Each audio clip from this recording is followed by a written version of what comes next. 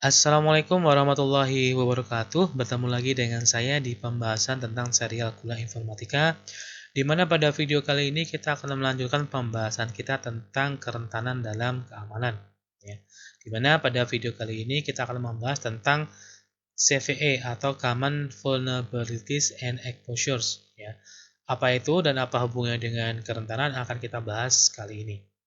Sebelum kita masuk ke dalam materi, ada beberapa pertanyaan yang mungkin kita tanyakan ya, misalkan tentang terkait dengan kerentanan yang ada. Di mana kerentanan ini kan bisa saja terdapat dalam sebuah sistem ataupun dalam sebuah perangkat ataupun dalam sebuah produk ataupun dalam sebuah framework sekalipun. Nah, bagaimana kita bisa tahu kira-kira sebuah sistem ataupun sebuah perangkat ataupun sebuah framework itu memiliki kerentanan apa saja? Ya, paling gampangnya adalah kita harus mencari tahu di internet.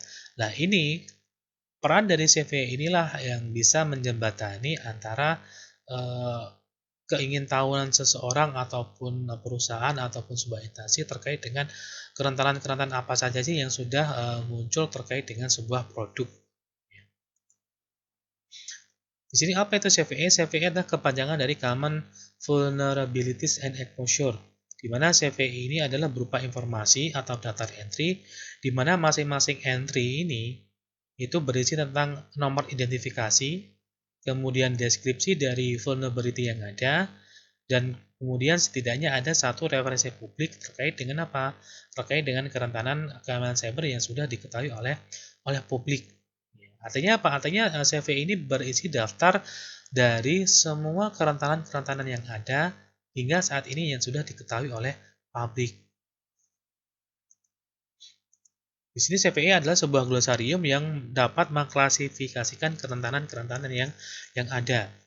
Di mana ketika seseorang ataupun sebuah badan melakukan analisis kerentanan, ya, dipadukan dengan nilai dari Common Vulnerability Scoring System atau skor CVSS, itu dapat digunakan untuk apa? Untuk mengevaluasi tingkat ancaman kerentanan. Jadi dengan kerentanan-kerentanan yang ada itu bisa dengan analisis dan bantuan dari skor dari CVS ini kita bisa apa? Kita bisa mengevaluasi tingkat dari ancaman kerentanan. Ya, apakah termasuk kerentanan yang sangat tinggi, rendah ataupun sedang. Sehingga di sini skor dari CVE ini sering digunakan untuk memprioritaskan keamanan kerentanan. Di sini tujuan dari CVE ini adalah untuk mempermudah berbagi informasi tentang kerentanan yang diketahui di seluruh organisasi. Sehingga dengan adanya daftar ini ya semua organisasi, semua orang bisa mengetahui kerentanan-kerentanan yang sudah ada pada sebuah produk misalkan. Dan di sini kita bisa melihat daftar dari kerentanan apa saja sih yang sudah terekspos hingga saat ini. Misalkan kita bisa menggunakan website dari cve.mitre.org ya. Di sini kita bisa mendapatkan banyak sekali informasi tentang kerentanan-kerentanan yang sudah ada. Oke, misalkan kita cek di sini ya. Ini dari websitenya cve.mitre.org. Di sini kita misalkan kita ingin mencari kerentanan apa saja yang terdapat dalam CMS WordPress ya. Maka kita bisa melakukan pencarian di sini ya. Misalkan di sini kita ketikkan WordPress ya. Untuk mencari apa? Untuk mencari kerentanan apa saja yang sudah dipublikasikan berhubungan dengan WordPress. Kita submit dan kita tunggu hasilnya ya. Di sini ternyata sudah banyak sekali. Contohnya misalkan di sini ya. Ada CVE 20209394. Di sini ada kerentanan ya. Kerentanan pada apa? Pada bagian pricing tabel yang berupa plugin ya. Berupa plugin dengan seri pluginnya 1.8.2 Pak untuk WordPress ya. Ini berarti ada apa? Ada kerentanan dalam plugin WordPress ini ya yang judulnya adalah pricing table yang dikeluarkan oleh Subsystic, di mana kerentanannya berupa apa? Plugin ini itu ternyata bisa menyebabkan atau ada celah untuk apa? Untuk tindak kejahatan yang berupa ini ya cross cross ini ya cross site apa? Yang tadi CSRF tadi ya, cross site request forgery ya. Atau bahkan sampai ternyata di bawahnya juga terdapat plugin ini juga bisa apa? Bisa digunakan sebagai ini ya, sebagai itu masuk atau ada celah yang bisa memungkinkan terjadinya serangan ala cross site scripting ya SSE di sini. Ini contoh apa? Contoh CVE ya, CVE yang ada dan di sini banyak sekali CVE yang sudah ditemukan. Tidak hanya di WordPress saja ya, kita bisa juga mencari misalkan kita ingin mencari CVE yang berhubungan dengan Microsoft ya, Microsoft misalkan. Coba cari. Dan di sini juga ada ya, misalkan banyak sekali. Misalnya kita cek salah satunya adalah di bagian yang pertama ini ya. Itu yang berhubungan dengan apa? Berhubungan dengan Adobe Flash Player ya untuk yang desktop ya. Dan ini banyak sekali informasi-informasi yang kita bisa dapatkan dari CVE ini. Ya. Nah, di sini setiap CVE itu berisi nomor pengenalan standar atau ID ya. Kemudian di dalamnya di keterangannya juga akan ada indikator statusnya, kemudian deskripsi singkat serta referensi terkait laporan kerentanan dan saran-saran yang ada. Ya, misalkan ini contoh ya, contoh ada beberapa entry yang berhubungan dengan sebuah CVE, misalnya CVE 19990067 dan seterusnya. Nah, di sini format dari CVE, jadi informasi CVE yang ada itu memiliki format pertama diawali dengan CVE, kemudian diikuti 4 digit YYY dan 4 digit NNN ya. Di mana bagian YYY ini menandakan apa? Menandakan tahun ditetapkannya CVE ID atau tahun di mana kerentanan itu dipublikasikan. Ya, misalkan di sini dari entry ini berarti yang pertama itu CVE ini muncul atau dipublikasikan pada tahun 1999. Yang paling bawah ini muncul pada tahun 2016 seperti itu. Nah, selain menggunakan link yang ada di cve.meet.org, kita juga bisa melihat list dari CVE ini di mana di bagian cvedetails.com. cvedetails.com di sini ya. Misalkan di sini kita ingin mencari ini ya, ingin mencari kerentanan apa saja sih yang berhubungan dengan vendor iPhone misalkan ya, Apple atau iPhone produk. Ya, misalkan di sini untuk produk iPhone OS.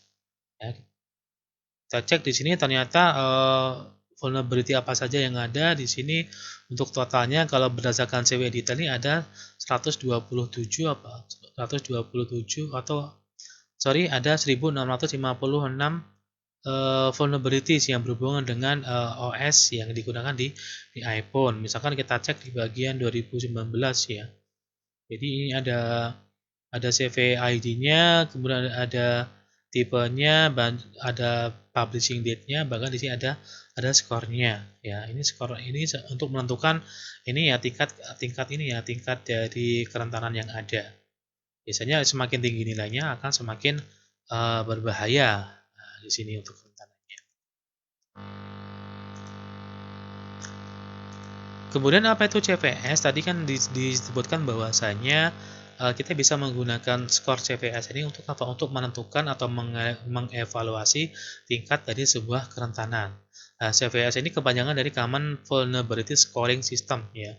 Dimana kalau kita cek di sini dari kepanjangannya ini berhubungan dengan apa? Berhubungan dengan sistem scoring ya, scoring penilaian dari vulnerability. Nah, di sini ada beberapa cara untuk mengevaluasi tingkat keparahan atau severity kerentanan ya. Severity ini kalau didefinisikan sebagai dalam hal apa? Potensi dampak terhadap kerahasiaan, integritas dan ketersediaan aplikasi sistem atau informasi ya. Jadi untuk mengecek apa? Potensi dampak dari sebuah kerentanan ya, severity itu. Severity ini adalah seperangkat standar terbuka untuk apa? Untuk menetapkan angka atau nilai ke sebuah kerentanan ya. untuk apa ya? Untuk menilai tingkat keparahannya atau menilai tingkat severity-nya. Nah, skor ini itu digunakan oleh NVD ya, atau sebuah badan disebut dengan National Vulnerability Database dan CERT, dan lainnya untuk apa? Untuk menilai dampak kerentanan, dan nilainya itu berkisar antara 0 hingga 10. Dengan angka yang lebih tinggi menunjukkan tingkat keparahan kerentanan yang lebih tinggi. Nah, di sini di websitenya NVD terdapat sebuah ini ya, kalkulator ya, untuk apa? Untuk menghitung severity rating ya, atau untuk menghitung CVSS ya. Di sini untuk versinya ada dua macam ya, ada yang versi 2, ada yang versi 3. Dimana untuk yang versi 2 untuk tingkat severity-nya itu ada 3, yaitu low, medium, dan high. Sedangkan yang versi 3 ini ada 5 ya, mulai dari non, low, medium, high, dan critical ya. Nah, di sini nilainya ini ada beberapa indikator-indikator yang ini ya, indikator dari kerentanan yang akan dimasukkan, kemudian dihitung, dan hasilnya adalah berupa apa? Berupa skornya. Ini contohnya, ini yang versi 2 ya. Jadi di sini ada beberapa indikator-indikator yang dimasukkan terkait dengan apa? Karakteristik kerentanan yang ditemukan ya. Mulai dari exploitability matrix hingga impact-nya atau dampaknya di sini. Oke, misalkan kita contoh ya. Nanti silakan dieksplorasi tersendiri. Misalkan di sini kerentanan itu dapat mengeksploitasi melalui jaringan. Misalkan, kemudian kompleks, kemudian tidak butuh autentikasi ya untuk memasuki celah tersebut. Kemudian impact-nya, dampaknya, misalkan vulnerability itu atau kerentanan itu berdampak pada kerahasiaan data ya, atau juga berdampak pada integritas data, dan juga berdampak pada availability sebuah data atau informasi. Kalau sudah, baru dilihat ternyata nilainya itu adalah 7,6 seperti itu dan seterusnya. Itu contoh penggunaannya. Dan sedangkan penggunaannya bukan hanya berdasarkan base score metric ya, di sini ada juga untuk temporal score metric dan environmental score metric juga harus diisi. Gitu. Jadi dengan apa? Dengan menggunakan kalkulator ini ya, siapapun bisa menilai ini ya, menilai tingkat kerentanan dari sebuah vulnerability yang ditemukan seperti itu. Ini yang versi 2. Kalau yang versi 3 ada beberapa tambahan indikatornya ya. Kalau tadi ada misalkan ada privilege required, kemudian user interaction, sama scope-nya. Sini.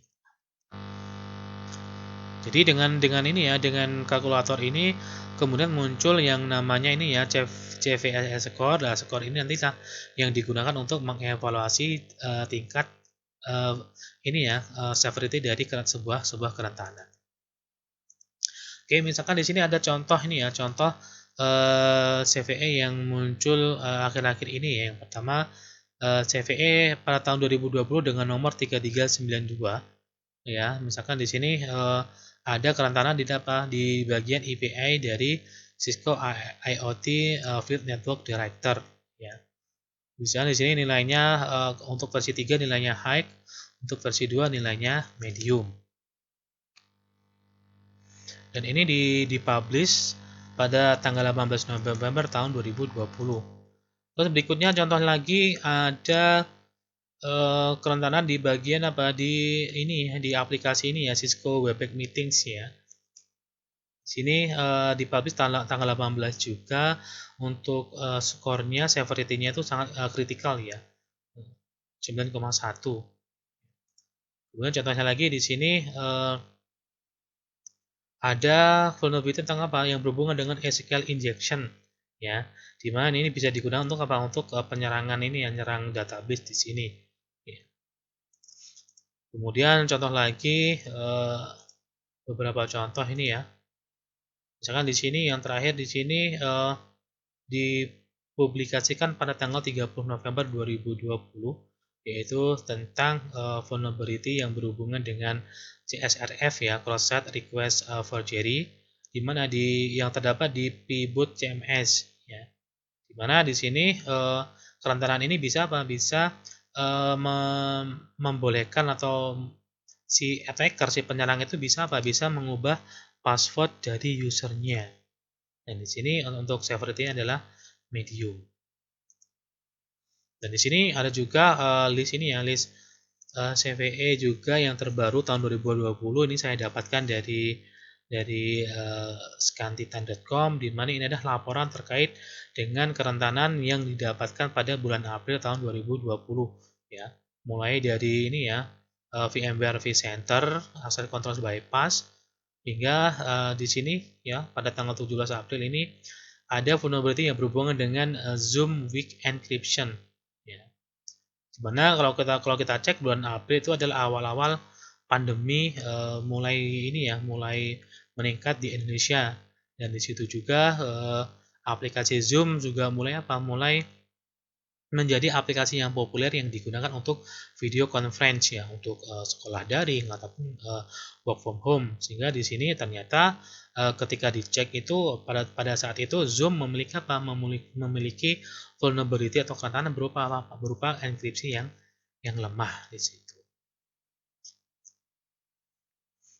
Jadi itu materi kita yang berhubungan dengan CVE ya, Common Vulnerabilities and Exposure, di mana itu berupa apa? Berupa daftar yang bisa kita gunakan untuk apa? Untuk mengetahui tentang kerentanan-kerentanan apa saja yang terdapat pada sebuah sistem, perangkat, vendor atau apapun, sehingga apa? Sehingga bisa digunakan untuk apa? Untuk mengambil langkah lebih lanjut yang berhubungan dengan kerentanan-kerentanan yang ada. Semoga bermanfaat. Terima kasih. Wassalamualaikum warahmatullahi wabarakatuh.